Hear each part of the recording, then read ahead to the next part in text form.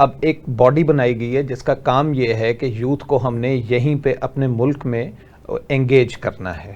IT board बनाया गया है, राना मशहूद साहब उसको हेड कर रहे हैं, यूथ के अफेयर्स को देखते हैं। यानी यूथ अफेयर्स को चलाने के लिए 60 प्लस एक सीनियर आदमी मतलब का देखें ना आप सर, लेकिन साथ साथ बात सुने, जिस तरह अभी आप देखेंगे कि क्रिप्टो करेंसी के लिए साकिब साहब को अपॉइंट किया गया है, वो एक यूथ के ही नुमाइंदा है। वो तो अमेरिका ने क्योंकि दबाव डाला था, और साकिब साहब का नाम भी उन्होंने ही दिया है कि इसको लगाएं आप।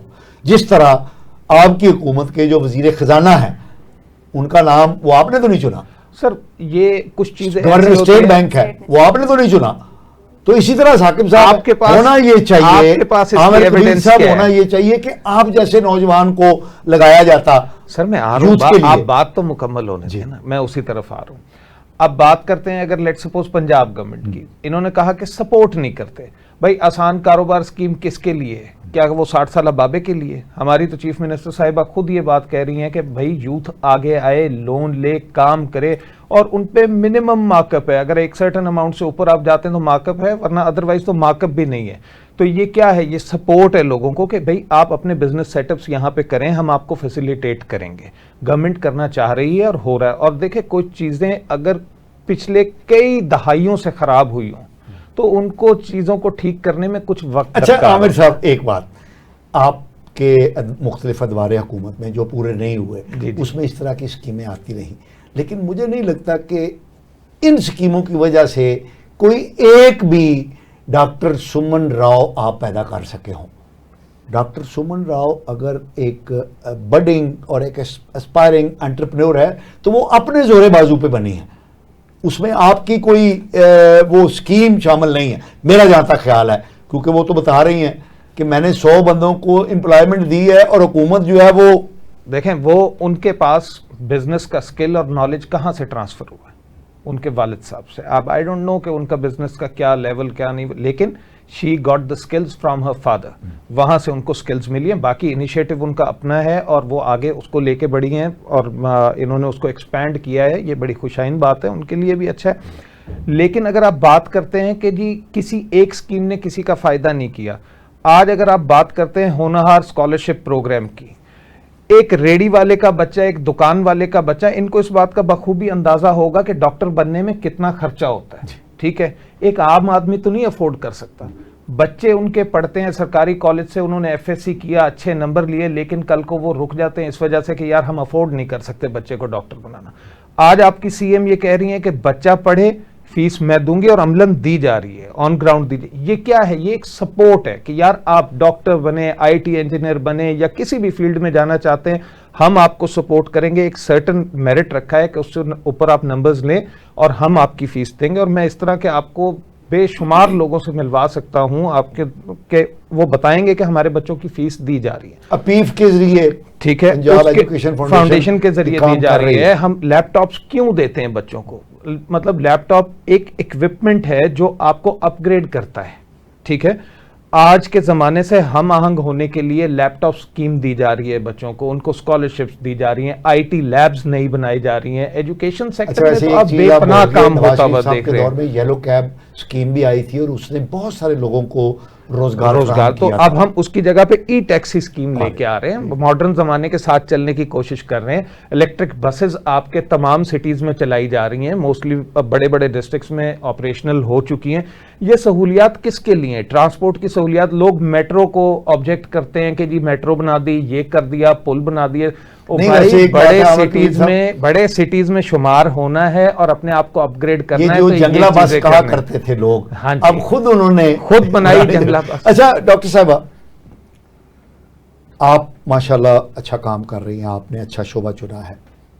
क्या ये अगर आप अपने इसी विजन को जो आप खुद लेके चल रही हैं एक इंडिविजुअल के तौर पे, इसको अगर पॉलिटिक्स के साथ, गवर्नमेंट के साथ सिंक किया जाए तो डोंट यू थिंक कि इसका इम्पैक्ट जो है, जो कुछ आप कर रही हैं वो मैनीफोल्ड हो सकता है? कि आपने 100 लोगों प्लस को अगर जॉब दी है तो क्या ये 100,000 लोगों को जॉब नहीं दी जा सकती अगर आपके इसी विजन को अगर पॉलिटिक्स के साथ सिंक किया जाए? और मैं ये समझता हूँ कि आमिर कबीर साहब की जो पार्टी की खातून वज़ीर आला है, जी जी, वो ख़वातीन को बहुत ज़्यादा कर रही हैं। तो अगर आप उनके साथ मिलके अपना विजन शेयर करें तो डोंट यू थिंक कि इससे ज़्यादा लोगों को फ़ायदा हो सकता है? देखिए बादशाह साहब, इसमें तो कोई दो राय है ही नहीं ना। जब आपके साथ गवर्नमेंट हो, आपको गवर्नमेंट सपोर्ट करे किसी भी इदारे को, तो वो अब अगर हमारा जैसे विजन है मेरे ऑन पे कि हम काम कर रहे हैं, I have a map, skill, everything, मैं रोड मैप देने के लिए तैयार हूं कि आप बच्चों को इस तरह से आगे ला सकते हैं, क्योंकि ऑन ग्राउंड हम काम कर रहे हैं। मैं लोगों के अंदर रहती हूँ, मुझे ज्यादा अच्छे से पता है, क्योंकि हम काम कर रहे हैं, हमने सीखा है, हमने खुद सिखाया है। और अगर हमारे साथ गवर्नमेंट जो है वो हमें सपोर्ट करती है, हमारे साथ एक माइंड मैप बनाती है, तो आप यकीन करें ये 1000 नहीं, हम लाखों की तादाद में एम्प्लॉयमेंट दे सकते हैं। तो इसकी राह में रुकावट क्या है? हमारा कनेक्शन, हमारा, हम बता रहे हैं, हम सर बिल्कुल ठीक कह रहे हैं कि जो गवर्नमेंट है वो सपोर्ट कर रही है, लेकिन देखिए अभी हो रहा है और हम सुनते आ रहे हैं और ये फिर ऐसे ही होता रहेगा और इसका रिजल्ट पता नहीं कब आएगा।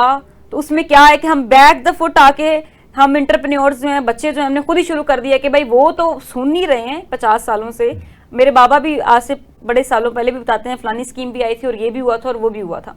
तो वो हो रहा है, बस वो फिर देख रहे हैं कब होगा।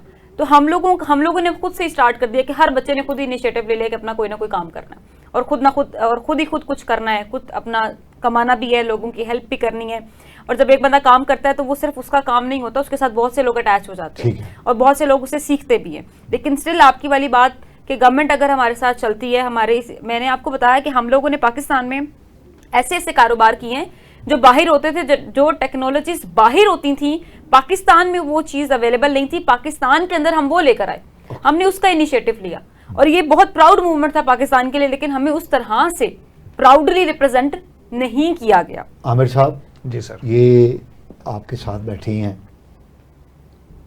आप भी एक एस्पायरिंग पॉलिटिशियन हैं और आप काम करना चाहते हैं यूथ के लिए, अपनी कौम के लिए। और जाहिर है जब आप पाकिस्तान के लिए काम करना चाहेंगे तो 69% जैसा कि मैडम ने बताया यूथ है, तो इसका मतलब है यूथ ही हमारा हाल है और यूथ ही हमारा मुस्तकबिल है।